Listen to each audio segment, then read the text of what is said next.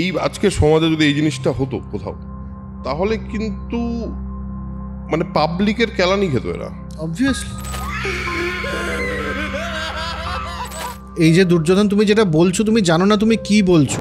দুর্যোধন পুনরায় প্রতিগামীকে বলে, যাও এবার দ্রৌপদীকে নিয়ে এসো, আর প্রশ্ন আমি শুনবো না। তো সেটা যেতে গিয়ে সঙ্গে সঙ্গে ওর চুল ধরে আমাদের দুঃশাসন টেনে ধরে।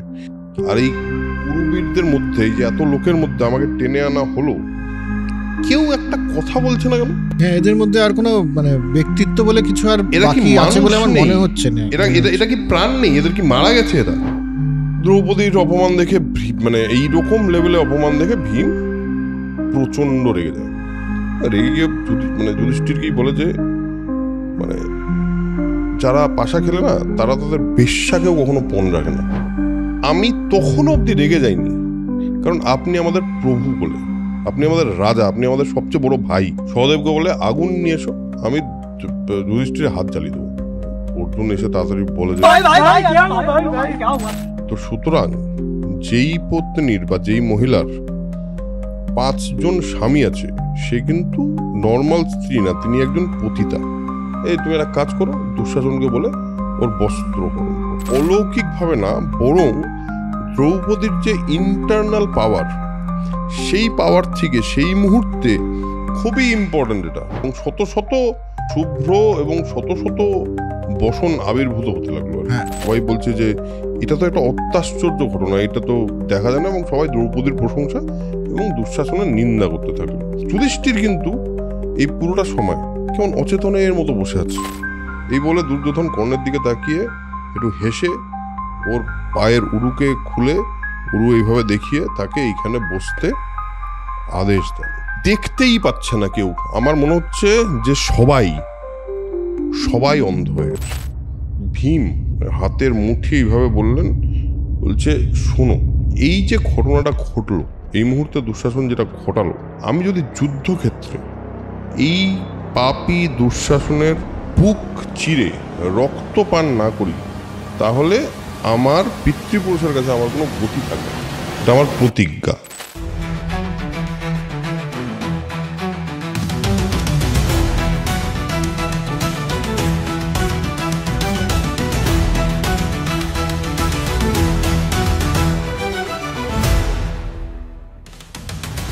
নমস্কার, hello and welcome to soul connection epic. আরেকটা এপিসোড নিয়ে আমরা চলে এসেছি। আজকের এপিসোডটা খুবই একটা অদ্ভুত এপিসোড।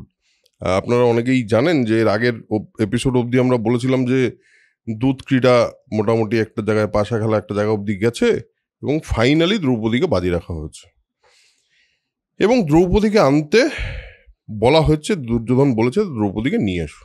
এই অবধি আমরা আগের দিন বলেছি। বাট আজকের এপিসোডটা একটা জিনিস বলে দিই, আজকের এপিসোডটা না একটু স্যাড এপিসোড। মানে আমার পার্সোনালি যখন এই পার্টটা পড়ছিলাম আমার খুব স্যাড লাগছিল। তোর কি মনে হচ্ছে? স্যাড তো বটেই, আর সবচেয়ে বড় কথা হচ্ছে মানে পুরো মহাভারতের একটা প্রচন্ড পিভটাল জায়গা, পয়েন্ট এটা। তো অবশ্যই মানে স্যাডনেস তো আছেই সেই সময়কার। এটাকে যদি তুই মহাভারতকে, যারা মনে করেন যে মহাভারত কিন্তু ইতিহাস, তাদের পক্ষে খুব গোলযোগের জায়গা এটা যদি ইতিহাস হয়, তাহলে পরে আমাদের ইতিহাসটা খুব একটা ভালো নয়। একদমই তাই। এমনিতেও ইতিহাস আমাদের যে খুব দারুণ সবসময় গৌরবময় তা নয়, কিছু গৌরবময় ইতিহাস আমাদের নিশ্চয়ই আছে, কিন্তু এটা আমি কোনোভাবেই ইতিহাস মনে করতে পারি না এটাকে। আমার এটাকে গল্পই মনে হয়, এবং প্রচুর মানুষ আছে যারা ইতিহাস বলে এই কথাটা, কিন্তু আমার মনে হয় তার কোনো প্রমাণ নেই বলে আমার কাছে এটা ইতিহাস নয়। আর দ্বিতীয় কথা হলো, আজকে একটা অদ্ভুত জিনিস আপনাদের বলবো, সেটা আসতে চলেছে। সেটা হলো যে বস্ত্র যে রক্ষা, যে সিরিয়ালে আপনারা যেভাবে দেখেছেন, বোধহয় সেটা সম্পূর্ণভাবে সত্যি নয়। হ্যাঁ, বিভিন্ন ভার্সন বিভিন্ন কথা বলে, সেই নিয়ে আমরা আসবো, কিন্তু তার আগে আমরা শুরু করি। এবং এই আরেকটাও জিনিস হচ্ছে যে কত বড় বড় সব বীর, হ্যাঁ, সেটাও আমাদের খানিকটা আজকে বোঝা যাবে। কত বড় বড় বীর এবং তাদের কি কি স্ট্যান্ড পয়েন্ট একটা। এক্স্যাক্টলি। মানে সত্যি কথা বলতে ওই সময় যদি মানে ধর এই মুহূর্তে যদি এই ঘটনাটা ঘটতো, এই আজকের সমাজে যদি এই জিনিসটা হতো কোথাও, তাহলে কিন্তু মানে পাবলিকের কেলানি খেত এরা। অবভিয়াসলি। অবভিয়াসলি, কারণ দিস ওয়াজ মানে কি বলবো, এতটা খারাপ একটা ইনসিডেন্ট যেটার কোনো জাস্টিফিকেশন নেই। আমি তো জাস্টিফিকেশন পাইনি। আমি অনেক কিছু কি অন্য দিক দিয়ে দেখার চেষ্টা করছি, বাট জাস্টিফিকেশন পাইনি। জাস্টিফিকেশনটা আমরা গল্পটা না বলেই আমরা অ্যানালিসিসে চলে যাচ্ছি। চল তাহলে গল্পটা দিয়ে শুরু করি। আমরা শুরু করি যে তুই শুরু কর আজকে। যে বিদুর, আমরা এর আগের বার বলেছিলাম যে সবাই মিলে খুব ঘেমে গেছে, মানে ঘরমাক্ত হয়ে গেছে বিদুর আর আমাদের ভীষ্ম, এবং সবাই খুবই টেনশনে আছে এবং এই ঘটনাটা ঘটে গেছে। এবং বিদুর তখন কি বললো, এটা দিয়ে শুরু করি। তো প্রথমে তো দুর্যোধন বলেছে যে খত্তা তুমি নিয়ে এসো দ্রৌপদীকে এখানে, যেখানে তুই দরজা টরজা দেখালি। কিন্তু বিদুর বললেন যে আমি তো বলছিলামই এতদিন থেকে, এবার কিন্তু মানে এতক্ষণ থেকে এবার কিন্তু ব্যাপারটা খারাপ দিকে চলে যাচ্ছে। হ্যাঁ, যে এই যে দুর্যোধন তুমি যেটা বলছো, তুমি জানো না তুমি কি বলছো। তুমি হরিণ হয়ে বাঘ সিংহ এদের অপমান করছো, এইভাবে বলো না। তুমি নিজের কবর নিজে কবর খুঁজছো। মানে এক্স্যাক্টলি কেন বলছে, একটা গল্প বলি তোমাদেরকে। গল্প বলি মানে বলছে যে সেই ছাগলের মতো অবস্থা। এক ছাগলকে ধরে এনেছিল সবাই যে তাকে বলি দেবে, কিন্তু সেই মুহূর্তে সেখানে অস্ত্র পাওয়া যাচ্ছিল না, তো ছাগলটাকে ছেড়ে দিয়েছে। তো ছাগলটা কি করেছে, সে তো ছাগল, তো তার তো অত বুদ্ধি নেই। সে মাটির মধ্যে পা দিয়ে খুঁড় দিয়ে খোঁড়া আরম্ভ করেছে। খুঁড়তে খুঁড়তে একটা ছুরি বেরিয়ে এসছে, ব্যাস অস্ত্র পাওয়া গেছে। সেই ছাগলকেই তারপরে মারা হয়েছে। মানে নিজের নিয়তি নিজেই ডেকে, তুমি নিজের নিয়তি নিজে ডেকে আনছো। আর এই যে তুমি এত কটু কথা বলছো, এই কটু কথা কিন্তু অস্ত্রের থেকেও ধারালো, কারণ কটু কথা চলে যায় না কখনো। এই কথাগুলো থেকে যাবে এবং তার থেকে সমূহ ক্ষতি হবে। আমি জানি যে পাথর যেমন জলে ভাসে না, তেমনি তুমিও আমার কথা শুনবে না। কিন্তু আমাকে এটা করতে বলো না, আমি এটার সায় দিতে পারছি না। আরেকটা ইম্পর্টেন্ট কথা বলে যে প্রথম কথা তো হচ্ছে দ্রৌপদীকে তুমি দাসী বানাওইনি, বানাতে পারো না। দ্রৌপদী দাসী নয় কেন? এটা কিন্তু খুব একটা সুন্দর একটা, আমি বলছি সুন্দর না হলে পরেও মানে একটা যুক্তির জায়গা থেকে আসছে যে যুধিষ্ঠির নিজেকে হেরে গেছিল। সেই সময়কার নিয়ম হিসেবে যদি স্ত্রী তার সম্পত্তি হয়ও, নিজে হেরে যাওয়ার পরে সে আর তো বাজি লাগাতে পারে না। তার সবচেয়ে বড় কারণ হলো সে তো দাস হয়ে গেছে। হ্যাঁ, এবার দাসের ক্ষমতা নেই যে সে কাউকে একটা বাজি লাগাক, এবং সেটা তার নিজের স্ত্রী, এই ঘটনাটা মানে তার অধিকারটাই নেই, কাজে ও তো দাসী নয়। কিন্তু দুর্যোধন, ওই তো পাথর যেমন জলে ভাসলেও দুর্যোধন বিদুরের কথা শুনবে না। তো দুর্যোধন হ্যাঁ ঠিক আছে, অনেক জ্ঞানের কথা হয়েছে। তখন ওই দাস অন্য এক দাসকে বললো, যাও তুমি দ্রৌপদীকে ডেকে, প্রতিকামিনকে বললো যে যাও দ্রৌপদীকে সবাই নিয়ে এসো। তারপর বল কি হলো। তো দুর্যোধন তার এক অনুচরকে ডেকে বললেন যে প্রতিকামী, তুমি দ্রৌপদীকে গিয়ে নিয়ে এসো, এবং বলল যে সুদবংশীয়, তোমার কোনো ভয় নেই, ও একটা সুদবংশীয় ছেলে, মানে দুধ, মানে কি বলবো, দুধ না, অনুচর। হ্যাঁ, তো সে মানে বেসিক্যালি শূদ্র আর কি। হ্যাঁ, সুদ মানে সূত্র। হ্যাঁ, এবার বলল যে যদি দ্রৌপদী যাজ্ঞসেনী যুধিষ্ঠির দূত সভায় ভীম, অর্জুন, নকুল, সহদেব সবাইকে হেরে গেছে, এবং নিজেকে পণ রেখে সেটাও হেরে গেছে।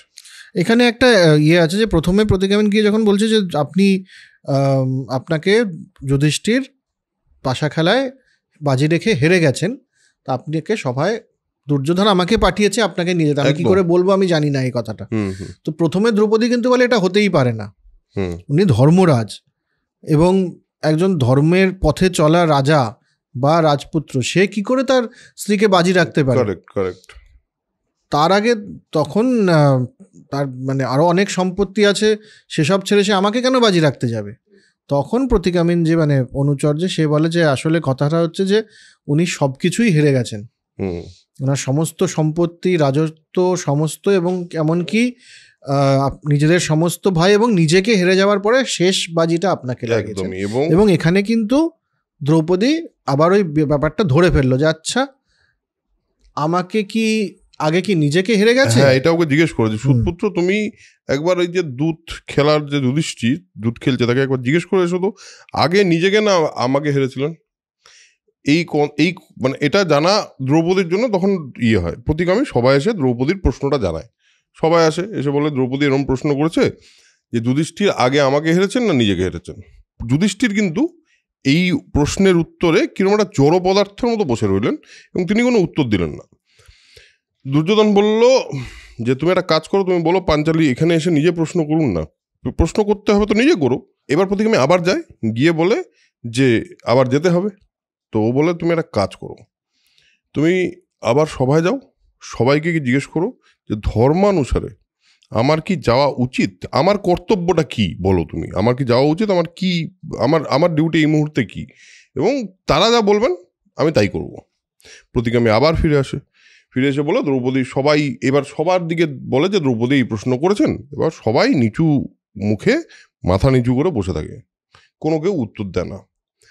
এই সময় যুধিষ্ঠির একটা অদ্ভুত কাজ করে, যুধিষ্ঠির একটা বিশ্বস্ত দূতকে দিয়ে তাকে বলে পাঠায় যে তুমি এখন রজস্বলা এক বস্ত্রা, মানে তার সেই মুহূর্তে তিনি রজস্বলা ছিলেন, সেই কারণে এক বস্ত্রা ওই সময় থাকতেন যারা রজস্বলা হতেন। এই অবস্থাতে বলছে যে কাঁদতে কাঁদতে তুমি শ্বশুরের সম্মুখে এসে দাঁড়াও। আমি জানি না এটার মানে কি, হ্যাঁ এনি বলে এটা কিন্তু পাঠায় মানে বলে, এবং দুর্যোধন পুনরায় প্রতিগামীকে বলে যাও এবার দ্রৌপদীকে নিয়ে এসো, আর প্রশ্ন আমি শুনবো না, এবার যাও নিয়ে এসো। প্রতিগামী বলে যে কি বলবো আমি গিয়ে, আর মানে দ্রৌপদীর তো পার্সোনালিটি ওরকম ধরনের, তিনি যোগ্য থেকে উৎপত্তি হয়েছে, তার ওই পার্সোনালিটি তো আছে, ওই ব্যক্তিত্ব তো তার আছে। তো বললো কি বলবো আমি, বলো যে তুমি এই যে এই ভীম টিমের এই ভীম টিমের ভয়ে খুবই উদ্বিগ্ন হয়ে গেছো, বুঝলে। দুঃশাসনকে বলে শোনো এই ভয় পেয়েছে ভীমের, তুমি একটা কাজ করো, তুমি দ্রৌপদীকে ধরে নিয়ে এসো, যাও একবারে ডিরেক্ট ধরে নিয়ে এসো। দুঃশাসন দ্রৌপদীর কাছে গিয়ে বলে শোনো তোমাকে হেরে গেছে, তুমি এখন আমাদের দাসী, তুমি লজ্জা টজ্জা ত্যাগ করে ডিরেক্ট সবাই গিয়ে দুর্যোধনের কাছে যাও, আর গিয়ে আমাদের একটু ভজন টজনা করো, তুমি আমাদের দাসী। দ্রৌপদী ব্যাকুল হয়ে রেগে ধৃতরাষ্ট্র পত্নীদের কাছে, ধৃতরাষ্ট্র গান্ধারীর কাছে এবং বাকিদের কাছে যাওয়ার উদ্যোগ করে, মানে বলে যে আমি অন্য কাউকে গিয়ে বলি ব্যাপারটা, এটা কি হচ্ছে আমার সঙ্গে, এসে একবার এই বলছে, ও এসে একবার এই বলছে, আমি তো কিছু বুঝতে পারছি না, আর পুরো সভায় এত যে মানুষ আছে তারা কি করছে। তো সেটা যেতে গিয়ে সঙ্গে সঙ্গে ওর চুল ধরে আমাদের দুঃশাসন টেনে ধরে, এবং এই চুল কিন্তু সেই চুল যেটা রাজস্ব যজ্ঞের মন্ত্রপুত জলে সিক্ত হয়েছিল, আর সেই চুল ধরে টানে। দ্রৌপদী তখন বলে দেখো আমি রজস্বলা, আমি এক বস্ত্রা, আমাকে এইভাবে তুমি সভায় নিয়ে যেও না। এটা ওখানে অন্যান্য রাজারা রয়েছেন এবং আমার গুরুজন প্রতিম ধৃতরাষ্ট্র রয়েছেন, শ্বশুর ভীষ্ম রয়েছেন, দ্রোণ, কৃপা, সবাই আমাকে নিয়ে যেন এত অপমান আমাকে করো না। এবার তুমি দুঃশাসন বলে শোনো তুমি যা খুশি হও, তুমি রজস্বলা হও, তুমি এক বস্ত্রা হও, তুমি যা খুশি হও, তুমি দুতে হেরে গেছো, তুমি পাশা খেলায় হেরে যাওয়া হয়েছে তোমাকে, তো তুমি আমাদের দাসী, তোমার আমাদের ভোজনা করতেই হবে বলে দ্রৌপদীকে অর্ধস্খলিত বসনে, মানে ওই টানতে টানতে চুল ধরে নিয়ে আসা হয় এবং এসে তাকে সভায় মধ্যে নিয়ে আসা হয়, এবং লজ্জায় আর ক্রোধে, মানে প্রচণ্ড রাগ এবং লজ্জায় বলছে দুঃশাসন, যদি ইন্দ্র বা দেবতা, এরা সবাই ইন্দ্রের মতো আরও যে দেবতা আছে তারাও যদি তোমার সহায় হন, তথাপি কিন্তু পাণ্ডবরা তোমাকে এই কাজের জন্য কোনোদিন ক্ষমা করবে না। আর এই কুরুবীরদের মধ্যে, এই যে এত লোকের মধ্যে আমাকে টেনে আনা হলো, কেউ একটা কথা বলছে না কেন, কেউ তার নিন্দা করছে না কেন? এই ঘটনাটা তাদের খুব নর্মাল মনে হচ্ছে। ভীষ্ম, দ্রোণ, বিদুর, কৃপ এরা কি করছে? হ্যাঁ, এদের মধ্যে আর কোনো মানে ব্যক্তিত্ব বলে কিছু আর বাকি আছে বলে আমার মনে হচ্ছে না। এরা কি প্রাণ নেই? এদের কি মারা গেছে? এরা এইটার যদি মানে বিপক্ষে কথা না বলে তাহলে আমার মনে হচ্ছে এরা মারাই গেছে। এবং সেখানে বলে যে হ্যাঁ বল, দেখতেই পাচ্ছে না কেউ। আমার মনে হচ্ছে যে সবাই অন্ধ হয়ে গেছে। না তুই এবার এটা যদি ইতিহাস তো নয়, এটা যদি গল্প মানে কাহিনী হয়, তুই এবার সেট আপটা ভাব, একটা বড় সভা যেখানে সমস্ত রাজা সমস্ত রয়েছে, কারো রানী টানি তো নেই, সমস্ত পুরুষ, এত পুরুষের মাঝখানে একটি নারী, সে হচ্ছে অন্তঃপুর থেকে তাকে চুল ধরে টেনে এবং এক বস্ত্র একজনকে অর্ধস্খলিত ড্রেসে এনে রাখা হয়েছে ওখানে, যে এবার তুমি দাসী, তোমার সাথে আমরা যা খুশি তাই করতে পারি। এবং কারোর এটা সাহস হচ্ছে না বা এটা মনে হচ্ছে না যে সে একটা কথা বলবে, মানে কতটা নিরুপায় সে, কতটা নিরুপায়। এবং এই প্রশ্নটা তো একদম সঠিক যে মানে এইটা কি, মানে তোমাদের কি এটাকে কোনোভাবে ন্যায় বিরুদ্ধ মনে হচ্ছে না? ন্যায়, নীতি, ধর্ম কোথায় গেল? যদি দ্রৌপদী এই কথাটা, এই প্রশ্নটা করেছে যে কোথায় গেল নীতিশাস্ত্র, কোথায় গেল ন্যায় শাস্ত্র, কোথায় গেল? এত যে আপনাদের ধর্ম করেন আপনারা, সেগুলো কোথায় গেল? আর এখানে সবচেয়ে আমার যেটা অদ্ভুত লাগে যে সেটা হচ্ছে যে এটা মানে মহাভারত যারা লিখেছেন তাদের এতে, তা সত্ত্বেও নাকি দ্রৌপদীর মনে হচ্ছে যে আমি আমার মানে পত্নীর মানে স্বামীদের প্রতি আমার যে কর্তব্য এবং দায়িত্ব, তার থেকে আমি কোথাও মানে তার যে রাগটা তার স্বামীর ওপরে নাকি হচ্ছে না আপাতত তাই তো দেখা যাচ্ছে। হ্যাঁ, তো হচ্ছে না, মানে এটা তো লেখকেরই কল্পনা, এটা যে তার নাকি কিছুই মনে হয়নি স্বামীদের প্রতি। কারণ হচ্ছে এটা প্রমাণ করতে হবে যে হচ্ছে পতি পরম গুরু ইত্যাদি ইত্যাদি, যেটা বলে বহুদিন যাবৎ এই প্যাট্রিয়ার্কিকে প্রমোট করা হয়েছে যে, এবং মানে যুধিষ্ঠির হেরে যাক না যাক, পত্নী কি তোমার সম্পত্তি যে তুমি তাকে বাজি রেখে দেবে? হ্যাঁ, মানে এটা তো অবশ্যই আছে। এবং একজন বোধহয় একটা কমেন্টও করেছিলেন যে সবসময় পত্নীদের থেকে শুধুমাত্র দুটো জিনিসই এক্সপেক্ট করা হতো।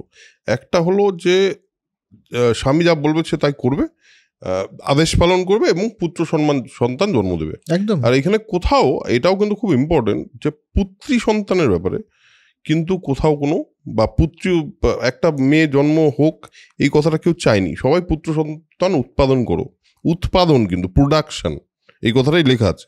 এবং আরেকটা জিনিস যে দ্রৌপদী, আজকে দ্রৌপদীকে নিয়ে কথা হচ্ছে বলেই বলছি, দ্রৌপদীর যখন জন্ম হয় তখন কিন্তু দ্রুপদ কিন্তু চেয়েছিল শুধুমাত্র একটি ছেলে, যা দ্রোণকে বধ করার জন্য তার ছেলে দরকার, যজ্ঞ করেছিল। দ্রৌপদী উঠে আসাতে কিন্তু তার বিরাট যে আনন্দ হয়েছে তার নয়। তো সে মানে পুরো স্ট্রাকচারটাই খুবই, যেভাবে লেখা হয়েছে সেটা খুবই প্যাট্রিয়ার্ক। এবং যদি আমরা বলি যে হ্যাঁ ঠিক আছে, সমাজের একটা প্রভাব তো, মানে এটা যদি কাহিনী হয় বা ইতিহাস হয় যেটাই হোক, বলছি সমাজের একটা প্রভাব তো ছিল এর মধ্যে, অবশ্যই সেই সময়কার সমাজ তো এটাই ছিল, তার মানে অবশ্যই ছিল। এবার হ্যাঁ, মানে এটা তো প্রায় মানে গ্রান্টেড আর কি, যে হ্যাঁ ওয়াইফ তো স্বামীরই প্রপার্টি এবং তাকে করতেই পারি। যাকে এবার বলছে যে দ্রৌপদী বলছেন যে এই ঘটনাটা তো তারা দেখতে তো পাচ্ছেন না, বলছে আজকে কিন্তু ভারতবর্ষের ধর্ম আর চরিত্র নষ্ট হয়ে গেছে এই ঘটনার পরে। এই সভায় এই সমস্ত লোকজন যারা কুরুবংশের লোকজন, তারা কুল ধর্মের মর্যাদার লঙ্ঘন দেখছে। মানে কুল ধর্ম যেটা বেসিক ধর্ম, সেই ধর্মকে জাস্ট ভেসে যেতে দেখছেন চোখের সামনে, কিন্তু তারা বলছেন না কিছু। এবং এই পুরোটাতে একবারও, যেটা তুই বললি, একবারও কিন্তু কোথাও দ্রৌপদী বলল না যে যুধিষ্ঠির আপনি এটা কি করে করলেন। পরে বলবে হয়তো, মানে পরে একটুখানি বলার জায়গা আছে, কিন্তু এরপরে উনি বিলাপ টিলাপ করার পরে উনি পতিদের দিকে তাকালেন। দুঃশাসন তাকে ধাক্কা দিয়ে বলল দাসী, বারবার দাসী দাসী করে যাচ্ছে। কর্ণ প্রচন্ড হাসাহাসি করছে, শকুনিও খুব হ্যাপি, দুর্যোধনও খুব হ্যাপি যে এই ঘটনাটা ঘটছে এবং এই অপমানটা করা যাচ্ছে। এবং শকুনির যেহেতু এটা পুরোটা প্ল্যান ছিল, এবং সেই প্ল্যানটা যখন ফাইনালি দ্রৌপদীকে বাজি রাখাটাও কিন্তু শকুনি সেইটাকে কি বলবো ইন্সপায়ার করেছিল, বা কি বলে ওটাকে বাংলায়, উৎসাহ। হ্যাঁ, উৎসাহ কিন্তু, হ্যাঁ উৎসাহিত ওই করে যে তুমি এখনো কিন্তু তোমার একটা সম্পত্তি বাকি আছে বলে দ্রৌপদীর কথা কিন্তু ওই তোলে। এবার আমার কিন্তু জানিস, অনেকের হয়তো এটাতে অদ্ভুত লাগবে, আমরা যখন শেষ করব দুর্যোধনের ভূমিকাটা নিয়ে এবং দুর্যোধনের ক্যারেক্টারটা নিয়ে আমার অদ্ভুত একটা ডাইকোটমি তৈরি হয়েছে। দুর্যোধন এই পুরো ঘটনাটা কেন ঘটালেন সেটা নিয়ে আমার মধ্যে প্রশ্ন আছে, সেটা আমরা কিন্তু আজকে এটা শেষ করার সময় বলব।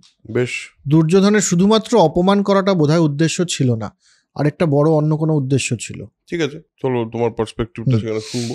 এবার এই ভীষ্ম, এবার ভীষ্ম এখানে বলছে কি অদ্ভুত ব্যাপার, বলছে দেখো ধর্মের তত্ত্ব না অত্যন্ত অত্যন্ত সূক্ষ্ম, হ্যাঁ, এবং সেটাতে অনেক কিছুই এদিক ওদিক হয়ে যায়। এবার আজকে এই মুহূর্তে তোমার প্রশ্নের যথার্থ উত্তর আমি দিতে পারছি না।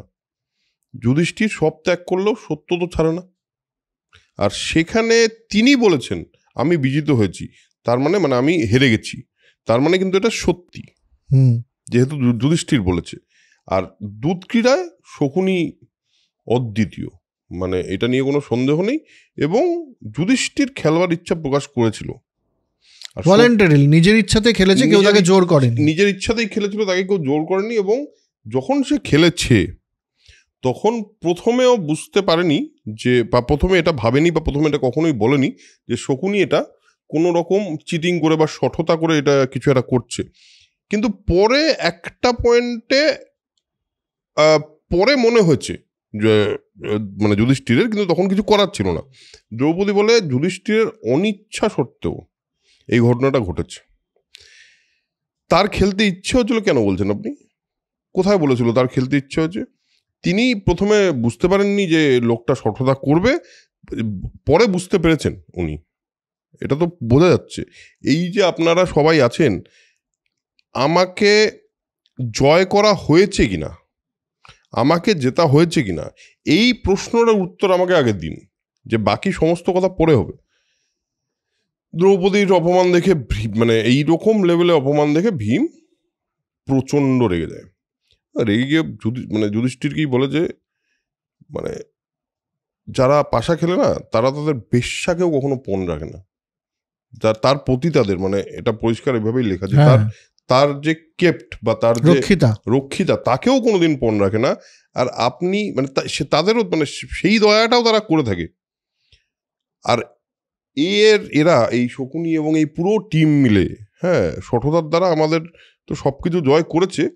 কিন্তু আমি তখন অবধি রেগে যাইনি, কারণ আপনি আমাদের প্রভু বলে, আপনি আমাদের রাজা, আপনি আমাদের সবচেয়ে বড় ভাই, এই কারণে। কিন্তু এই অপমান, দ্রৌপদী কিন্তু এই অপমানের যোগ্য একেবারেই নয়। এবং এই কৌরবগণ যা যা করছে, এই যে কষ্টটা দ্রৌপদীকে দিচ্ছে, এটাতে কিন্তু আমি এটা মেনে নিতে পারছি না। সহদেবকে বলে আগুন নিয়ে এসো, আমি যুধিষ্ঠিরের হাত জ্বালিয়ে দেবো, এই হাত দিয়ে পাশা খেলা হয়েছে, আমি হাত জ্বালিয়ে দেবো। অর্জুন এসে তাড়াতাড়ি বলে যে দেখো এরকম ব্যাপার নয়, তুমি একটু শান্ত হও, তুমি এটা যদি করো তাহলে এটা খুব বাজে হবে, আমাদের সবার জন্য বাজে হবে, নট অনলি আমাদের জন্য বাজে হবে। ইনি আমাদের সত্যি সত্যি প্রভু, ইনি ধর্মরাজ, ইনি ধর্মের কথাই বলেন, এবং ঘটনাচক্রে এটা ঘটে গেছে, কিন্তু এটা নিয়ে তুমি এটা শান্ত হও ইমিডিয়েটলি। হ্যাঁ, বলছে যে সবচেয়ে বড় ধর্ম হচ্ছে যে নিজের বড় দাদার প্রতি তুমি কটু কথা বলতে পারো না। তুমি তোমার স্ত্রীকে বাজি লাগিয়ে হেরে যেতে পারো জুয়াতে, কিন্তু পরিবারের কারো উপরে কটু কথা বলতে পারো না। কি ধরনের ভ্যালু সিস্টেম এগুলো আমি জানি না, আমিও জানি না। এবং ভীম অ্যাকচুয়ালি আমার মনে হয় ভীম না সবসময় উচিত কথা বলেছে। এরপরেও একটা বনবাসের সময় একটা ঘটনা আছে, সেটা আমরা শুনবো, আমরা আসবো সেখানে। কিন্তু অলমোস্ট ভীম যুধিষ্ঠিরকে মেরেই ফেলেছিল, এটা আসবো, আমরা এটা জানতে পারবো। কিন্তু যথারীতি এইসব চলছে এবং ঠান্ডা ঠান্ডা হচ্ছে, এই মুহূর্তে একজন কৌরব কিন্তু উঠে দাঁড়ালেন, বিকর্ণ ওদের মধ্যে ছোটই বেশ, কিন্তু বিকর্ণ উঠে দাঁড়িয়ে সবাইকে বললেন যে আপনারা এত বড় বড় জ্ঞানী এবং বয়োজ্যেষ্ঠ মানুষ, এত রাজা, আপনারা কেউ এই প্রশ্নটার উত্তর দিতে পারছেন না, দিন প্রশ্নের উত্তর। দ্রৌপদী একটি সঙ্গত প্রশ্ন করেছেন, এবং আমার মনে হচ্ছে যে প্রশ্নটার উত্তর না হলে পরে এই যা হচ্ছে তার কোনো সমাধান হবে না। আপনারা বলুন যে এই ধর্ম মতে আপনাদের কি মনে হচ্ছে, দ্রৌপদী কি দাসী কৌরবদের নাকি দাসী নয়?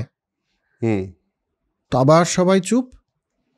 তখন বিকর্ণ বলছে আপনাদের আসলেই মেরুদণ্ড আছে বলে আমার মনে হচ্ছে না, কেউ কিছু বলছে না, তো আমি বলছি আমার কি মনে হচ্ছে। আমার মনে হচ্ছে যে একেবারেই দ্রৌপদীকে দাসী করা যেতে পারে না। কারণ প্রথমত তো হচ্ছে যে শিকার করা, মদিরা পান করা, জুয়া খেলা আর যথেচ্ছ নারী সম্ভোগ করা, এগুলো হচ্ছে একজন রাজার সবচেয়ে খারাপ গুণগুলোর মধ্যে একটা। তার মধ্যেই একটা গুণ দেখা গেছে এই যুধিষ্ঠিরের মধ্যে, সেটা হচ্ছে জুয়া খেলা। এবং সে জুয়া খেলা করতে গিয়ে এটা করে নিয়েছে, হেরে গেছে। তো তার আগে সে নিজেকে হেরে গেছে। আমার একেবারেই মত নয়, যে আমার মনেই হয় না যে দ্রৌপদীকে হারা হয়েছে এভাবে, এটা সম্ভব নয়। আমি আমার মতটা এভাবে রাখলাম, আপনারা তো বলছেন না, আমি বললাম। এবং বললাম যে যুধিষ্ঠির আগে হেরে গেছে, তারপর সে দ্রৌপদীকে পণ রেখেছে। আমার বক্তব্য হলো, আমি আমার প্রশ্ন পরিষ্কার, আমার বক্তব্য রাখছি, দ্রৌপদী হেরে যাননি। এই অবধি ব্যাপারটা ঘটলো, আর সবাই মহা কোলাহল হলো না, এই বলছে বিকর্ণ, এই বলছে, ও বলছে। একটা কথা, মানে কথাটা তো একটা মানে খুবই স্ট্রং কথা, স্ট্রং ভাবে বিকর্ণ বলেছে। অনেকেই বিকর্ণের প্রশংসা করা শুরু করলো, অনেক লোক তো সভায়, এবং শকুনি নিন্দা করা শুরু করলো, না শকুনি কিন্তু এটা ঠিক করেনি, শকুনি এটা ঠিক করেনি, বিকর্ণ এটা ঠিক বলছে। এই একটা মতামত আস্তে আস্তে আস্তে আস্তে তৈরি হওয়া শুরু হলো। একটা জিনিস তুই এখানে, আমি একটু তোকে মাঝখানে ইন্টারাপ্ট করছি। এই যে বিকর্ণ বললো, ঠিক কিসের পরে বললো, খুব ইন্টারেস্টিং একটা জায়গা কিন্তু, যে ভীম রাগ হলো যুধিষ্ঠিরের উপরে, বড় দাদার উপরে, যে তুমি যে কাজটা করেছো উচিত কাজ করনি। এবং সেখানে অর্জুন এসে বলছে, না বড় ভাইয়ের প্রতি কিছু বলা যায় না, সে অন্যায় করলেও মেনে নিতে হবে। তারপরে দুর্যোধনেরই আরেক ভাই, ছোট ভাই, সে উঠে দাঁড়িয়ে কিন্তু দুর্যোধনের এগেনস্টেই কথা বলে, যে না দুর্যোধনও এটা ঠিক করছে না। তার মানে আমার মনে হয় যিনি মহাভারত বা যারাই মহাভারত লিখেছেন, উদ্দেশ্যটা ছিল আমার মনে হয় যে এই মেসেজটা দেয়া, যে পরিবার কি ভালো, মানে পরিবারের নিয়ম নীতিগুলোই শেষ কথা নয়, তার বাইরে দাঁড়িয়ে তুমি ঠিক ভুলের বিচার করতে পারছো কিনা সেটাই প্রমাণ করে দেবে তুমি আসলে মানুষ কিনা। এবং আমি বলছি যে এই পুরো, আমারও কিছু মতামত আছে এই পুরো সেগমেন্টটার পরে, এবং আমার মনে হয় যে কিছু জিনিস, সব কিছু যদি ভালোই দেখানো হয় বা ভালোই বলা হয় একটা একটা একটা ধরনের মানুষজনদের ব্যাপারে, এখানে আমাদের প্রধান চরিত্ররা, তাহলে বোধহয় বেশ কিছু জিনিস মিস হয়ে যায়, যে কি করা উচিত নয় সেটাও জানা তো একদম একদম, সেটাও তো বোঝা উচিত। ঠিক। তো এবার সবাই মহা কোলাহল উঠলো, কিন্তু এবার কর্ণ একটু রেগে মেগে উঠে বলল যে এই সভায় কেউ কিছু বলছে না কেন জানো বিকর্ণ, তার কারণে সবাই জানে যে দ্রৌপদী হেরে গেছে। এবং সবচেয়ে বড় কথা হলো, তুমি দেখো, তুমি বালকের মতো একটা লোক, মানে তুমি একদম বাচ্চা ছেলে, ছোট আছো এখনো, তুমি কিছু জানো না, তুমি বড়দের মতো কথা বলছো। হ্যাঁ, এবং তুমি মানে তুমি নির্বোধ, তুমি ধর্ম কিছু বোঝো না। হ্যাঁ, তো তুমি কেন কথা বলতে যাচ্ছ এর মাঝখানে হঠাৎ করে? এবং যুধিষ্ঠির নিজের সমস্তটা পণ রেখেছিলেন, আর দ্রৌপদী তার মধ্যে একজন। তুই যে কথাটা বলছিলি সম্পত্তি, আবার সেই প্রমাণ ইয়েটা আসছে যে মানে যুধিষ্ঠির সর্বস্ব পণ করেছিলেন বলে দ্রৌপদী তার অন্তর্গত, যুধিষ্ঠিরের সবকিছুর মতো দ্রৌপদী আছে। আরও একটা কথা বলে, যে কথাটা আমার মনে হয় পুরো মহাভারতে কর্ণের বলা সবচেয়ে কর্ণের করা সবচেয়ে রং থিং, যে সেটা বলে যে দেখো, জেনারেলি বেদ যা বলে সেটা হলো স্ত্রীদের একটা পতি হওয়া উচিত। তো সুতরাং যেই পত্নীর বা যেই মহিলার 5 জন স্বামী আছে, সে কিন্তু নর্মাল স্ত্রী না, তিনি একজন পতিতা, তিনি একজন বেশ্যা। এবং একজন বেশ্যাকে একজন মানে শকুনি সমস্ত ধন সম্পদ তো জিতেছেনই, এবং তার সঙ্গে একটা বেশ্যাকেও জিতেছেন, তাদের অসুবিধা কি আছে? এই তুমি একটা কাজ করো, দুঃশাসনকে বলে ওর বস্ত্র হরণ করো। সমস্ত পাণ্ডবের এবং দ্রৌপদীর বস্ত্র হরণ, ঊর্ধ্ব দেশের সমস্ত বস্ত্র নিয়ে নাও। এবং পাণ্ডবরাও শুনে তাদের ঊর্ধ্বাঙ্গের সমস্ত বস্ত্র নিচে নামিয়ে দিল। এটার পরে কি হতে যাচ্ছে সেটা তারা দেখছে না আর। হ্যাঁ, মানে এই প্রশ্নটাও কেউ করলো না যে বস্ত্র হরণ করো মানে কি। মানে এই প্রশ্নটা তো আসা উচিত ছিল পাণ্ডবদের তরফ থেকে, যে যাই হয়ে যাক, এইটা তো হতে দেওয়া যায় না। এতক্ষণ ধরে একটা জিনিস হচ্ছে, দাসী বস্ত্র হরণ করো বলছে, এবং তারা নিজেরা উত্তরীয় ফেলে দিলেন। মানে কি বলবো, কেমন একটা অদ্ভুত না এটা? অদ্ভুত তো বটেই, নিজেদেরকে সাবমিট করে দিলেন। হ্যাঁ, এবং এটা একটা খুব কনফ্লিক্টের জায়গা, মানে কনফ্লিক্ট মানে ইন্টারনাল কনফ্লিক্টের জায়গা, যে ধর্মের শাসন চলছে এখানে, ধর্মের বাইরে কেউ বেরোবে না, মানে এই আমরা আগের বৈঠকেই যেটা নিয়ে আলোচনা করলাম, আইনের শাসন, আইনের ওপরে তুমি আইন নিজের হাতে নিতে পারো না। ভীমও যখন বলছে আমি জ্বালিয়ে দেবো, তখনও একটা কোনো আইন, সে সময়কার আইন হিসেবে তাকে নিরস্ত করা হচ্ছে। এবার এমতো অবস্থায় যখন এরকম একটা অন্যায় সামনের জন করছে, তখনও কি আইন আমি হাতে নেব কি নেব না, এই প্রশ্নটা সামনে কিন্তু দাঁড়া করিয়ে দিচ্ছে এই পরিস্থিতি। মানে বাকি ঘটনা যেটা হচ্ছে সেটা আলাদা কথা, কিন্তু ধর তোর বাড়িতে ডাকাত পড়েছে এবং তোর বাড়ির মহিলার উপরে অত্যাচার হচ্ছে, তখন কি আত্মরক্ষা এবং সম্মান রক্ষার জন্যে তুই আইন হাতে নিবি, নাকি তখন পুলিশকে ফোন করবি যে আমার বাড়িতে ডাকাত পড়েছে, আসুন আপনারা ব্যবস্থা নিন? আচ্ছা ধর পুলিশকে ফোন করলাম, পুলিশ কিছু করছে না, তখন এখানে তো যেমন এরা তো যেমন প্রত্যেক এত যে ধর্মজ্ঞানী লোকজন, এই যে এত লোক প্রশ্ন, দ্রৌপদী এত প্রশ্ন করলো, পাণ্ডবরা কোনো প্রশ্ন করেনি, কিন্তু দ্রৌপদী এত প্রশ্ন করলো, বিকর্ণ একটা এত বড় প্রশ্ন তুলে ধরলো, কেউ তো কোনো কথা বলছে না, তার মানে পুলিশকে ফোন করাটা তো কাজ হলো না, হয়নি। হ্যাঁ, তাহলে তো একটা সেটাই তো প্রশ্ন এখানে উঠছে যে এবার কি হবে, হ্যাঁ আমরা কি করব সেরকম অবস্থায়, সেই জায়গাটা আমাদের মানে কনফ্লিক্টিং, এটার কোনো সঠিক উত্তর নেই, না সঠিক উত্তর নেই। আর এই যে জাস্টিস বা এই যে আইন বা এই যে ধর্ম, সবসময় এর মধ্যে কনফ্লিক্ট থাকে। এবং আমার মনে হয় যখন যারা এই ধরনের মানে আমাদের যে রিলিজিয়াস স্ক্রিপচার সেগুলো যখন এসছে, তখন কিন্তু একটা জিনিস সবসময় হচ্ছে, সেটা হলো বারবার এই প্রশ্নগুলো কিন্তু তুলে ধরা হচ্ছে। এই যে আমাদের প্রশ্নটা করতে পারছি আমরা, এই প্রশ্নটা করাটা তো খুব ইম্পর্টেন্ট। সেটাই আমি সেই জন্যই বললাম যে আমি ওই আগেই বললাম, মহাভারতকে যদি ইতিহাস মনে করি তাহলে পরে এই জায়গাটা খুবই অসুবিধে বা অস্বস্তির জায়গা, কিন্তু যেহেতু ইতিহাস মনে করি না, যেটার জন্য অনেক মানুষ অনেক কুকথা বলেছেন যে হ্যাঁ মহাভারত কিন্তু ইতিহাস, আপনার গল্প বলছেন কেন, ওটাকে কাহিনী বা গল্প বা বলছি, সমাজের প্রতিফলন আছে অবশ্যই, এই কারণে যে এই প্রশ্নগুলোর সামনে দাঁড়া করাচ্ছে। এই প্রশ্নগুলো করাটা খুব ইম্পর্টেন্ট, জানাটা আজকের দিনে দাঁড়িয়েও কিন্তু খুব ইম্পর্টেন্ট। কারণ আমার মনে হয় যে কোনো ধর্ম, যে কোনো আইন, যে কোনো শাসন, যে কোনো ব্যবস্থা, যে কোনো ইজম, সবকিছুরই প্রশ্ন, সবকিছুর জন্য পারফেক্ট তো নয়, সত্যি কথাই তো। বাড়িতে ডাকাত পড়লো বা কজন এসে আক্রমণ করলো, এবং তখন আমি পুলিশ বা প্রশাসনকে ফোন করে উত্তর যদি না পাই, তখন আমি কি করব? এটা তো কেউ বলে দিচ্ছে না, এটা তো এই প্রশ্নটার উত্তর তো কেউ দিচ্ছে না। এই প্রশ্নটা সেই মুহূর্তে দাঁড়িয়ে করাই উচিত। যাকে ফিরে আসি এবার সেই সময়টা, যে এইখানে আপনারা যারা সিরিয়াল দেখেছেন বা সিরিয়ালে দেখেছেন, যে আমরা একটা বিরাট বিখ্যাত সিন জানি, যে দ্রৌপদীর বস্ত্রহরণ হচ্ছে। প্রথম সময় আমাদের যে রামানন্দ সাগর যে মহাভারতটা করেছিলেন, রামানন্দ সাগর রামায়ণ করেছিলেন, বিআর চোপড়া যে মহাভারতটা করেছিলেন, সেখানে দ্রৌপদীর বস্ত্রহরণের সময় আমরা দেখতে পাই শ্রীকৃষ্ণ এইভাবে হাত থেকে বস্ত্র দিচ্ছেন, এবং তারপরেও সিরিয়াল এবং বিভিন্ন জায়গায় সেটা কিন্তু বলা আছে। এখানে কিছু সোর্স থেকে আমি কিছু কথা বলতে চাই, সেটা হলো ক্রিটিক্যাল এডিশন, যেটা ভান্ডারকার ইনস্টিটিউট বিবেক দেবরা যেখান থেকে লিখেছে, তারা কিন্তু পরিষ্কার বলছে যে শ্রীকৃষ্ণর কোনো উল্লেখই নেই, অলৌকিকভাবে বস্ত্র এসে পড়ার কোনো উল্লেখ নেই।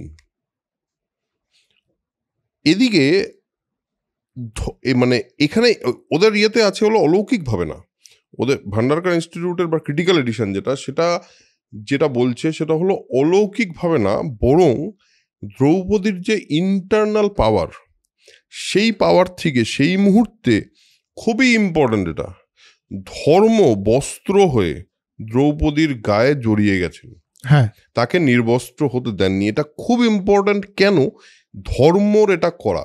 কারণ এতক্ষণ ধরে বারবার প্রশ্ন করা হচ্ছে ধর্মকে, এতক্ষণ ধরে বারবার বলা হচ্ছে ধর্ম কোথায় গেল, এই অনাচার মেনে নিচ্ছেন আপনারা এত কিছু বলে। এখানে কিন্তু ধর্ম যদি বস্ত্র হয়ে যায় তাহলে কিন্তু সবার মুখ বন্ধ, কারণ ধর্ম তাহলে বলে দিল যে দিস ওয়াজ রং, তাই না? এটা আমার মনে হয় এটা খুব একটা দারুণ, এটা মেটাফরিক্যালি দারুণ। কারণ এখানেও যে মানে আমার ক্রিটিক্যাল এডিশনের যেটা ইংরেজি সংস্করণ আর কি, সেখানেও কিন্তু কিভাবে বলেছে অবশ্যই যে বস্ত্রহরণ করতে যাচ্ছে, কিন্তু বস্ত্র শেষ হচ্ছে না, এবং দুঃশাসন একটা সময় হাঁপিয়ে যান যে বস্তু তো শেষ হচ্ছে না, কিন্তু তার জন্যে এক্সপ্লেনেশন নেই কোনো, শুধু ওটুকু মেনশন করে ছেড়ে দেওয়া হয়েছে যে কেন হলো এটার কোনো এক্সপ্লেনেশন নেই। হ্যাঁ, এবার ধর্মের কথা যে আছে, ধর্মের কথা আছে, এবং ধর্ম কথাটা আমার মনে হয় যে দিস ইজ ভেরি ইম্পর্টেন্ট। যেহেতু আমার মনে হয় আমি এটাতে বেশি বিশ্বাস করতে চাইব, কারণ শ্রীকৃষ্ণ একজন এমন একজন চরিত্র, তিনি সবসময়ই রক্ষা করেছেন, তিনি রক্ষাকর্তার চরিত্র। তিনি যদি এই মুহূর্তে রক্ষা করেন, দ্যাট ইজ ফাইন। আমার শ্রীকৃষ্ণের খুবই প্রিয় পাত্রী ছিলেন কৃষ্ণা বা দ্রৌপদী। সেক্ষেত্রে উনি যদি এসে ওনাকে মানে দ্রৌপদীকে যদি রক্ষা করেন তাহলে খুবই ভালো। কিন্তু এতক্ষণ ধরে আমরা যতগুলো প্রশ্ন করলাম, সেই প্রশ্নের উত্তর কিন্তু অনেক বেটার হয় যদি ধর্ম নিজে সেই বস্ত্রটা হয়ে চলে আসেন। হ্যাঁ, এবং তোর যেটা কালীপ্রসন্ন সিংহের মহাভারতেও ডিরেক্টলি কৃষ্ণ এটা করছেন না, ধর্মই করছে। এবং আমাদের রাজশেখর বসু তাই বলছেন। হ্যাঁ, গোবিন্দ বলে তিনি ডেকেছেন এবং দুঃশাসন যখন তাকে চুল ধরে নিয়ে আসছিল তখন সে বলেছে তুমি হরি স্মরণ করো, হরি নর এদের সবাইকে স্মরণ করো, তোমাকে না সবাই খুব ভালোবাসে, তুমি তাদের স্মরণ করো। কাজে উনি স্মরণ করছেন, সেটা নিয়ে কোনো অসুবিধা নেই। হ্যাঁ, এবং এখানে আমি ইয়েতে দেখলাম আমাদের কালীপ্রসন্ন সিংহের ভার্সনে যেটা আছে সেটা হলো যে তিনি কৃষ্ণকে অনেক নামে ডাকছেন, এবং সেই মুহূর্তে কৃষ্ণ নয়, সেই মুহূর্তে বিষ্ণু নিজের শয্যা ত্যাগ করে ওঠেন এবং নিজের সঙ্গিনী কমলা মানে লক্ষ্মীকে ত্যাগ করে উঠতে গিয়ে তিনি কিন্তু ওখানে পৌঁছন না, ধর্মই কিন্তু বস্ত্রটা দান করেন, এইটা আছে। কিন্তু অনেক সময় দক্ষিণ ভারতের যে রচনাগুলো আছে ভক্তি আন্দোলনের পরবর্তী পোর্শনগুলোতে, সেখানে কিন্তু বারবার বলা হচ্ছে শ্রীকৃষ্ণ, আমি বলছি দক্ষিণ ভারতীয় ভক্তি সাহিত্য, শ্রীকৃষ্ণ গোবিন্দ বলে ডাকলে শ্রীকৃষ্ণ অলৌকিকভাবে সাড়ি দেন, কারণ এইখানে শ্রীকৃষ্ণকে গ্লোরিফাই করার একটা ইচ্ছে আছে। পরবর্তী পুরাণ সমূহ সেখানে কিন্তু মিলেমিশে গেছে ব্যাপারটা কোনো জায়গায় বলা হয়েছে যে শ্রীকৃষ্ণ দিচ্ছেন, কোনো জায়গায় বলা হচ্ছে দিচ্ছেন না। যত লোক সংস্করণ বাংলা কাব্য সমস্ত জায়গায় কৃষ্ণের কথা বলা হয়েছে, লোক সংস্করণগুলোতে রয়েছে, রিজিওনাল ভার্সনসগুলোতে রয়েছে একদম। এবং আর নাটক বা সিনেমা বা সিরিয়াল সব জায়গাতে এটা দেখানো হয়েছে। আমার মনে হয় সেটা দেখানোর প্রধান কারণ হলো ড্রামা, এবং যেহেতু ক্যারেক্টারাইজেশন সিনেমা বা নাটক বা গল্পের ক্ষেত্রে খুব ইম্পর্ট্যান্ট হয়ে যায়, সেক্ষেত্রে মানে শ্রীকৃষ্ণকে রক্ষাকর্তা হিসেবে করলে তার একটা ইমোশনাল কানেকশন তৈরি করা যায়। দেখুন, আমাদের বক্তব্য আমরা দিলাম, কিন্তু এটাতে মানে কোনোভাবেই শ্রীকৃষ্ণকে কোনো কিছু মানে অনেকেই বলতে পারেন, কিন্তু আমার মনে হয় সমস্ত ভার্সনগুলোর সমস্ত ন্যারেটিভগুলো আপনাদের কাছে তুলে ধরা উচিত। এবার আপনাদের যেটা মনে হবে সেটা ঠিক, মানে মোটামুটি ভাবে এটা বুঝতে পারছি যে মূল যখন মহাভারত ছিল সেটাতে এটাকে ধর্ম হিসেবেই ধরা হয়েছে বা এটার কোনো এক্সপ্লেনেশন দেওয়া হয়নি। কারেক্ট। পরবর্তীকালে ভক্তি আন্দোলনের পরবর্তী যে মহাভারতের সংস্করণ সেখানে এটাকে বারবার কৃষ্ণ করেছেন এরকম একটা জায়গা দেওয়া হয়েছে, কিন্তু আউটকাম একটাই, সেটা হচ্ছে দুঃশাসন বারবার তার বস্ত্রহরণ করতে চেয়ে পারলেন না, কারণ বস্ত্র এসে যাচ্ছিল এবং হাঁফিয়ে উনি দমে গেলেন। এবং শত শত শুভ্র এবং শত শত বসন আবির্ভূত হতে লাগলো। হ্যাঁ, এরকম একটা এই মহাভারতে এবং ওই কালীপ্রসন্ন সিংহ মহাভারত দুটোতেই লেখা আছে। এবার সবাই মোটামুটি এটা দেখে তো কি হলো, মানে সবাই বলছে যে এটা তো একটা অত্যাশ্চর্য ঘটনা, এটা তো দেখা যায় না, এবং সবাই দ্রৌপদীর প্রশংসা এবং দুঃশাসনের নিন্দা করতে থাকলেন, এবং দুঃশাসন খুব অপমানিত হয়েছে সেই মুহূর্তে। এবার ভীম হাতের মুঠি এইভাবে বলছে শোনো, এই যে ঘটনাটা ঘটলো, এই মুহূর্তে দুঃশাসন যেটা ঘটালো, আমি যদি যুদ্ধক্ষেত্রে এই পাপী দুঃশাসনের বুক চিরে রক্ত পান না করি, তাহলে আমার পিতৃপুরুষের কাছে আমার কোনো গতি থাকবে না, এটা আমার প্রতিজ্ঞা।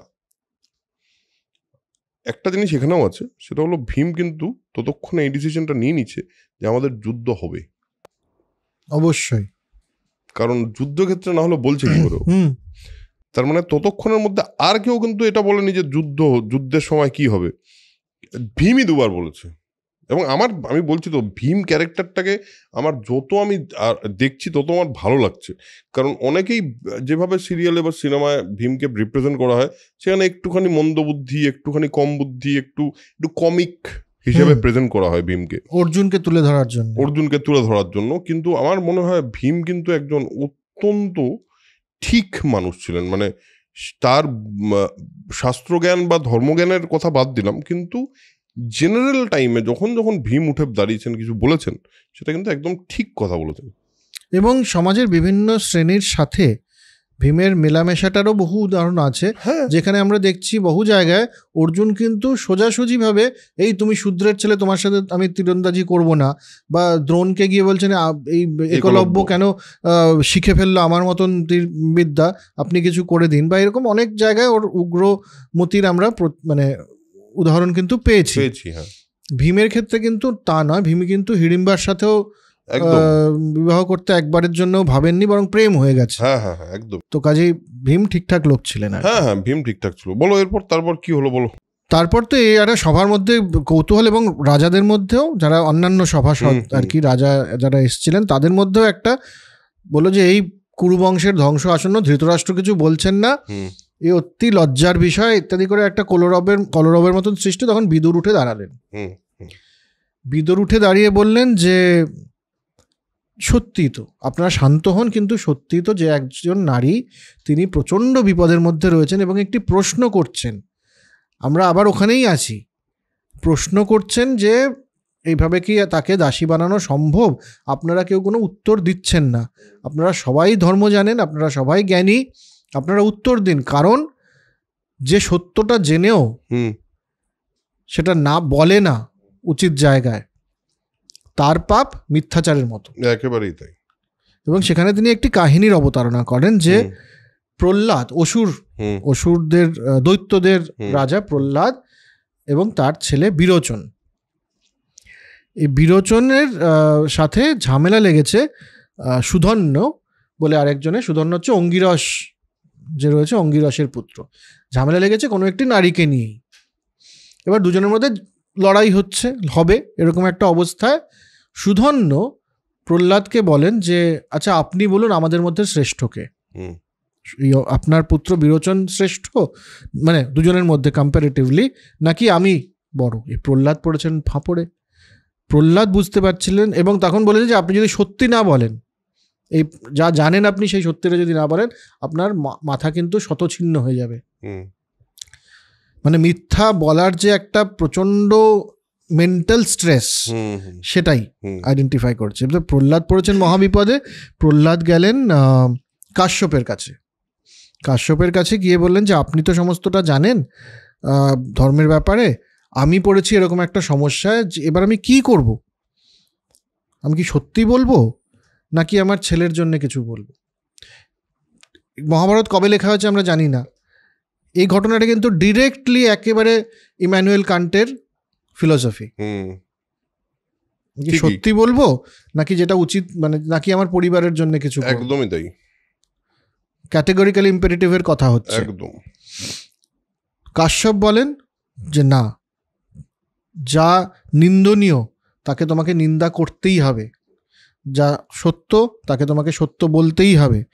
যদি না করো তাহলে পরে যে দুঃখ তোমার মধ্যে আসবে সেটা হচ্ছে সন্তান হারানোর দুঃখর মতো দুঃখ হবে, তোমার মধ্যে সমস্ত সম্পত্তি চলে যাবার মতো দুঃখ হবে যদি তুমি সত্যি না বলতে পারো উচিত জায়গায়। তো কাজেই সত্য তোমাকে বলতে হবে, সে তোমার সামনের লোকের ভালো হোক কি খারাপ হোক। একটা সভায় যখন প্রশ্ন হবে তখন তোমার ধর্ম হচ্ছে সত্য বলা। এবং এরপর প্রহ্লাদ বলেন তখন সুধন্যকে যে সুধন্য, তুমি আমার পুত্রের থেকে শ্রেষ্ঠ, এটাই ঠিক, তোমার পিতা অঙ্গিরস আমার থেকে শ্রেষ্ঠ,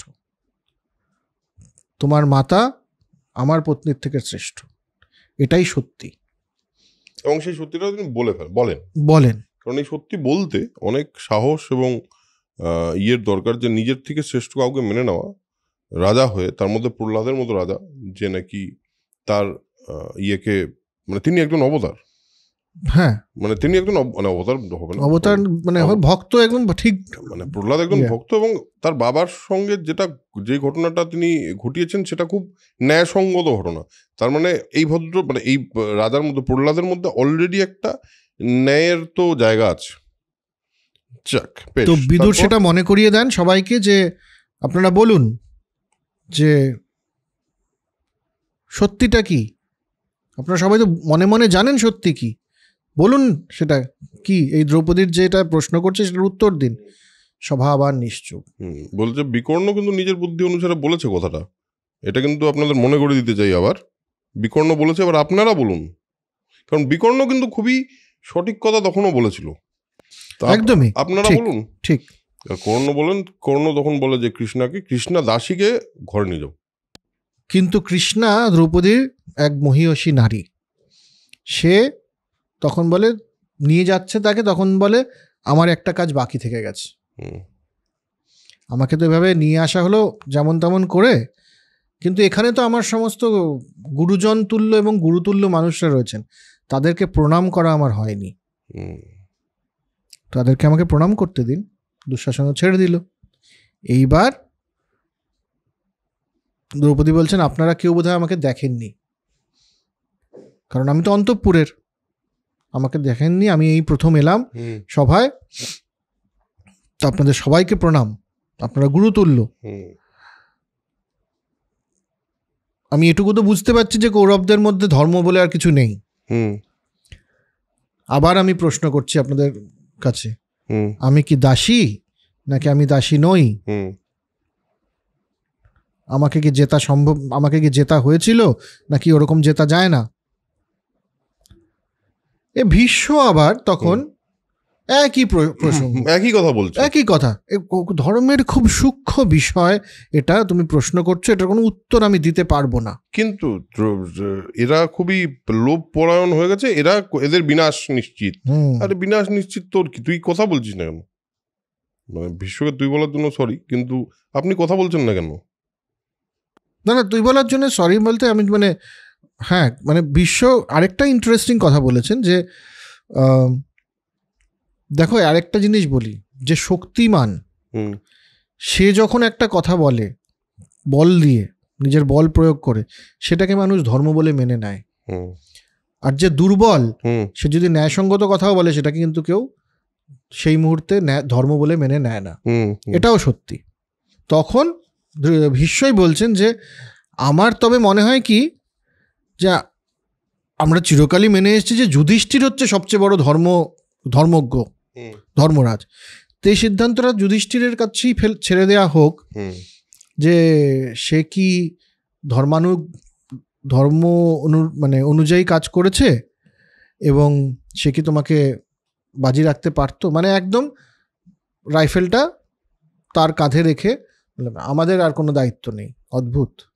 তারপর বল, দুর্যোধন এবার হাসতে শুরু করে, বলে শোনো, এই যে ভীম অর্জুন প্রভৃতি বলুন, একটা কথা শুধু বলে দিক, যে যুধিষ্ঠির তোমার স্বামী নয়, তাহলে তুমি দাসীও নও।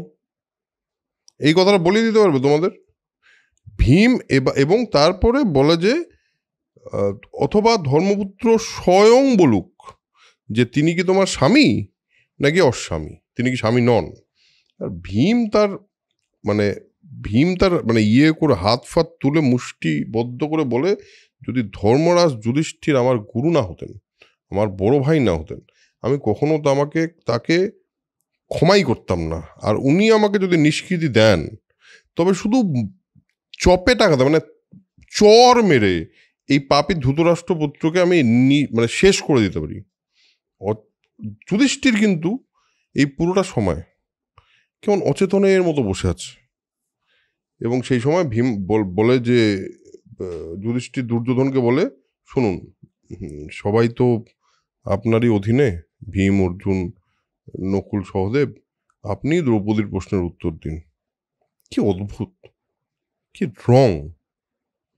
এই বলে দুর্যোধন কর্ণের দিকে তাকিয়ে একটু হেসে ওর পায়ের উরুকে খুলে, উরু এইভাবে দেখিয়ে তাকে এইখানে বসতে আদেশ দেন। এই সময় বাম উরু, খুব ইম্পর্টেন্ট, বাম উরু এবং সেইখানে দ্রৌপদীকে দেখান। এবার বৃকোদর মানে ভীম তখন এই ব্যাপারটা দেখে দুর্যোধনকে বলে, শোনো, মহাযুদ্ধে, এর আগে কি বলেছিল, যুদ্ধক্ষেত্রে, এবার ভীম কিন্তু ডিসিশন নিয়ে নিয়েছে মহাযুদ্ধ হবে, কারণ এই ঘটনার পর মহাযুদ্ধ ছাড়া আর কিছু হতে পারে না, হওয়ার চান্স নেই। হ্যাঁ, তো বলছে মহাযুদ্ধে তোমার এই উরু যদি গদাঘাতে আমি না ভাঙি, তাহলে আমার যাতে, আবার আমি তোমায় বলছি এটা আমার প্রতিজ্ঞা, তাহলে আমার পিতৃলোকে গতি যেন না হয়, আমি যাতে কোথাও ভাবে কোনো রকম ভাবে স্বর্গ বা নরক, আমার যাতে কোনো মানে মৃত্যুর পর কোনো গতিই না হয়, আমি যদি না মারতে পারি। বিদুর সঙ্গে সঙ্গে বলে, শোনো, এই যে কথাটা বললো তোমরা বুঝে রাখো, এই ভীমের থেকে কিন্তু বিরাট বিপদ আছে তোমার।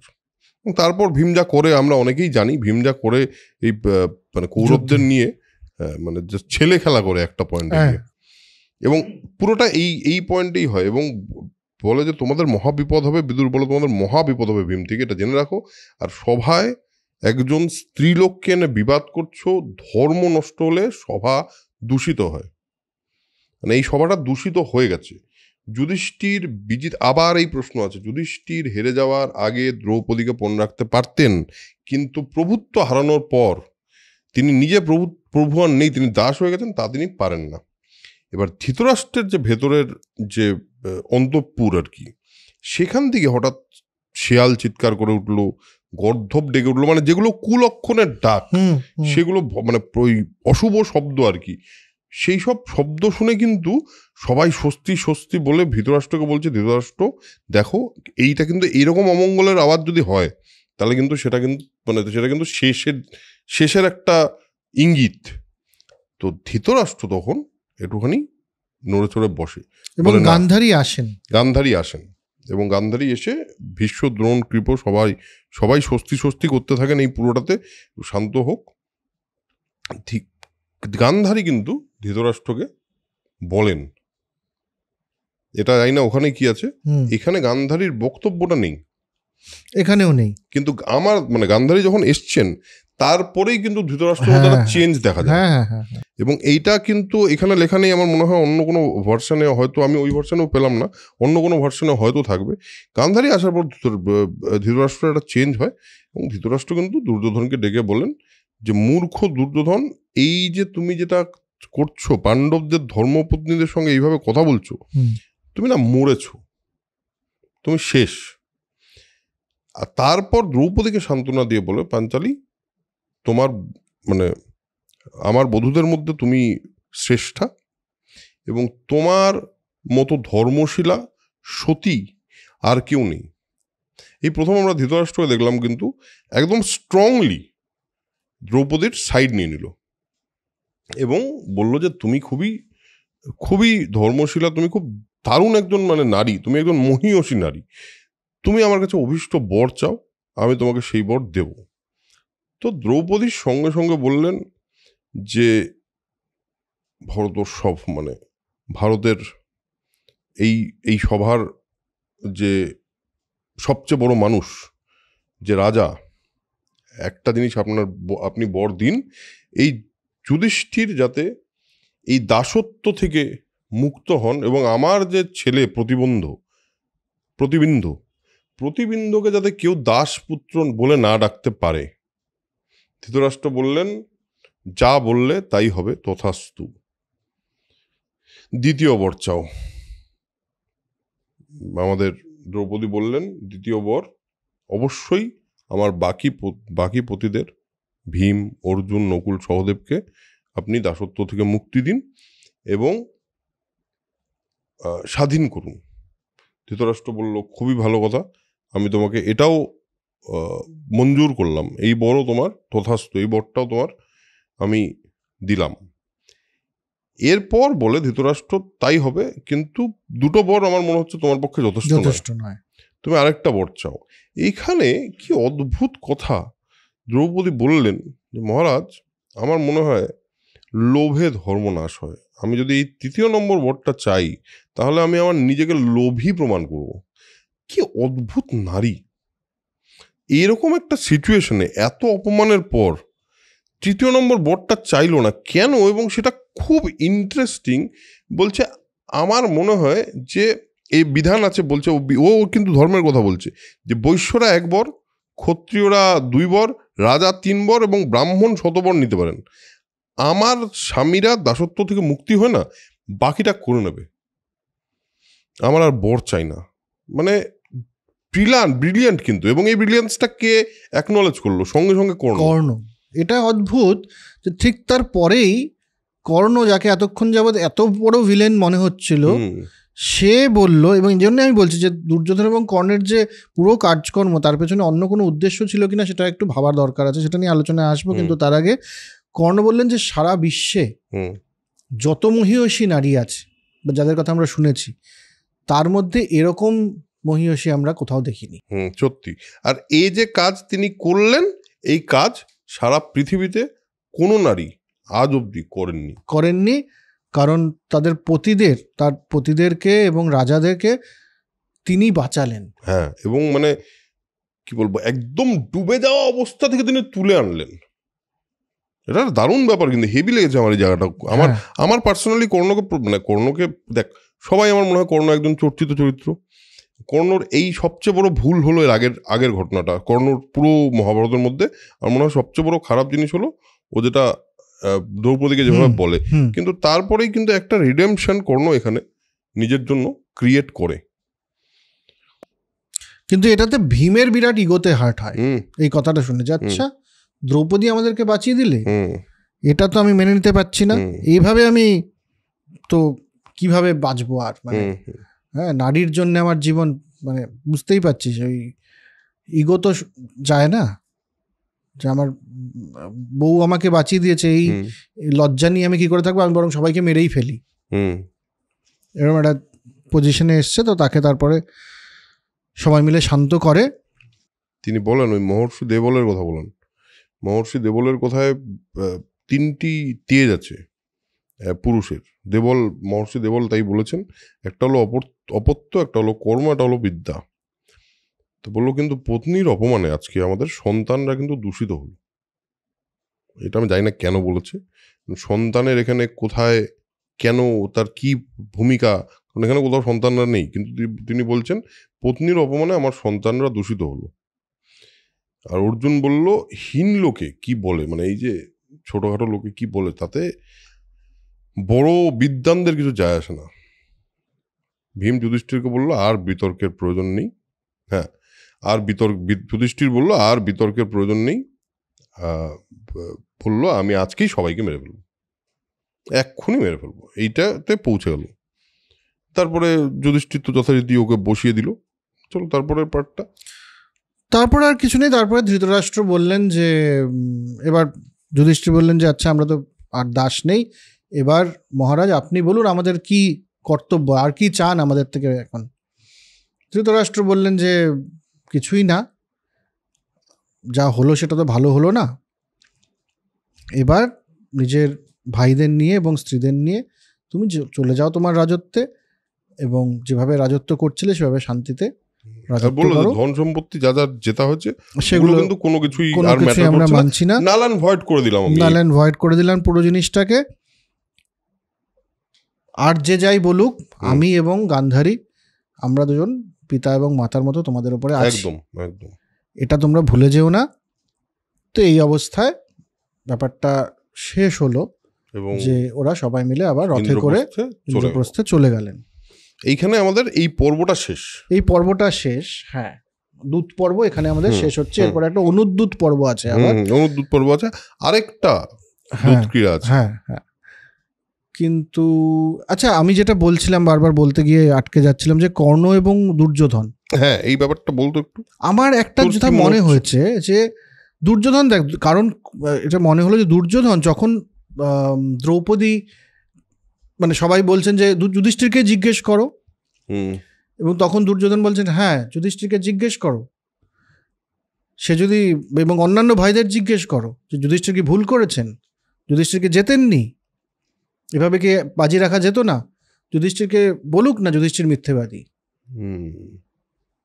মানে এই পুরো ব্যাপারটা, এই যে তাকে প্রথম থেকে মানে শুরু হয়েছিল কোথায়, এটা যখন ধৃতরাষ্ট্রের সাথে কথা হচ্ছিল এবং বিদুরের সাথে কথা হচ্ছিল, তখন সে বলেছিল যে ওরকম মিত্রতা করে করে হয় না। একটা ক্ষত্রিয়ের ধর্ম এবং রাজত্বের ধর্ম হচ্ছে বলপূর্বক সমস্ত ব্যাপারটা করতে হবে।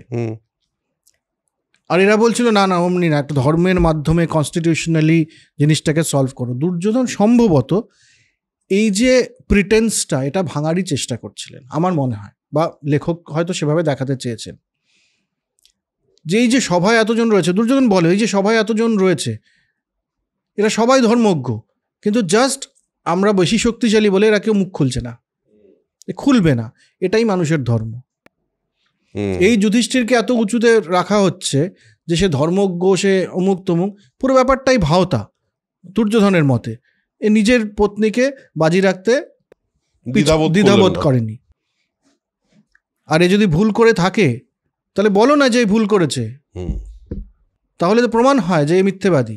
আমরা তো বুঝতে পারছি মোটামুটি ভাবে যে আসলেই যুধিষ্ঠিরের দ্রৌপদীকে বাজি রাখা সম্ভব ছিল না, একটা আধর্মিক কাজ হয়েছে ওটা। দুর্যোধন বারবার ওটাই পুশ করছেন এবং তখন বলেছেন যে যেই মুহূর্তে তোমরা এটা বলবে যে যুধিষ্ঠির মিথ্যেবাদী, আমি সমস্তটা ছেড়ে দেব। তার মানে সমস্ত সম্পদ লাভ এবং ওদেরকে দাসী বানানো, দাসী বানানো, এটা সম্ভবত দুর্যোধনের উদ্দেশ্য ছিল না। দুর্যোধনের উদ্দেশ্য ছিল যে এই যে একটা ইমেজ ক্রিয়েট করে রাখা হয়েছে, এই ইমেজটাকে ভাঙা। এবং সেটা আমার মনে হয় যে তার আগে যুধিষ্ঠির কি করেছে, দুর্যোধন কি করেছে। দুর্যোধন গেছিল রাজসূয় যজ্ঞতে, তখন অবধি দুর্যোধন কিন্তু নিজের মতো করে ওখানে কাজকর্ম করেছে, উপহারের দায়িত্ব দেওয়া হয়েছে ওকে, এবং সেই সব করার পরও ওই বৈভব দেখেছে এবং যুধিষ্ঠিরকে এসে বলে, এই আমাদের ধৃতরাষ্ট্রকে এসে বলেছে যে এরকম দেখে আসলাম, আপনি তো জানেন না কি অবস্থা, এবং আমার খুব হিংসা হচ্ছে, আমার খুব অসুবিধা হচ্ছে। এবং আমার মনে হয় দুর্যোধন ওয়াজ অলওয়েজ ক্লিয়ার যে আমার অসুবিধা হচ্ছে এবং আমার শত্রু, এবং শত্রুকে কিভাবে অপমান করা যায় বা কিভাবে শত্রুকে তার শত্রুতা থেকে করা যায়, এটা আমার মনে হয় যখন শকুনি এই ঘটনাটা বলে